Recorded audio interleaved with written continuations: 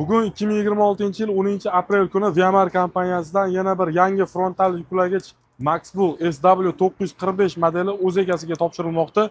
Qoraqalpog'istondan Beruniy tumaniga Doston akaga. Aka, texnika kalitlari katta loyihalarda xizmat qilishda biz tilakdoshmiz. Rahmat aka. Viamar jamoasiga o'z minnatdorchiligimizni bildiramiz.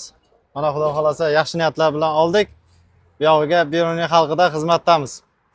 Kattadan katta rahmat. Buyursin, tegidan hamon o'tayversin. Rahmat, salomat bo'ling.